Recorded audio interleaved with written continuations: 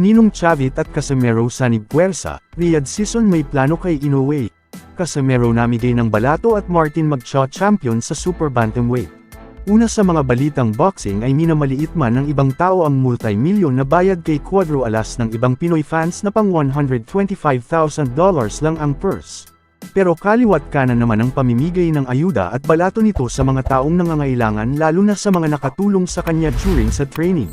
Mga sako-sakong bigas ang pinamudma doon sa kanyang planeta at pagkain naman sa mga bata sa child care facility na nag-cater ng pag-aaruga sa mga inosenteng paslit na inabandona ng sariling mga magulang, and yet may mga anti-John Riel Casimero pa rin ang nag-criticize na instead na tumulong in their own simple way. Ganyan rin ba ang idol ninyo mga boss? Luis, ha? Si Mama lang natakan ba? Kabitin.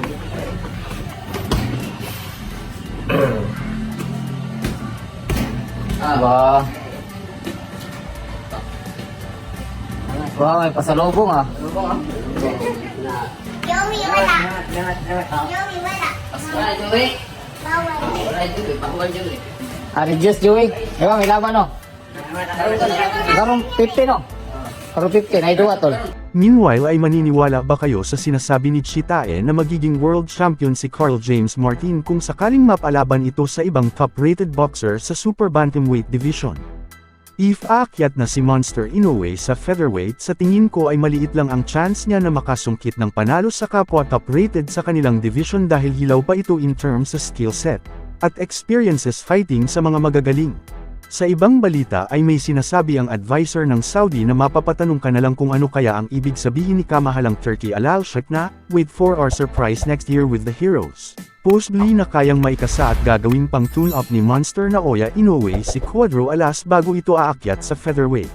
Sa ibang banda ay mukhang nagkakatotoo ang sinabi ng isang source natin na kaya hindi pa nag-renew ng bagong kontrata sa TBP si Casimero ay baka nag-explore pa ito ng bagong business partner para mas mapalapit sa kanyang goal na magiging 4-division world champion or a possible future duel with the Japanese monster.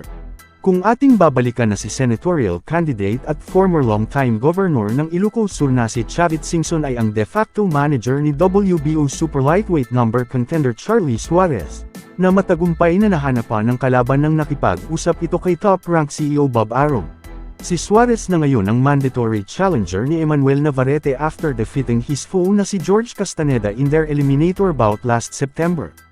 As per report ay babalik sa law na si Suarez this coming December sa di pa kumpirmadong kalaban na inaasahan na magaganap dito sa Pinas.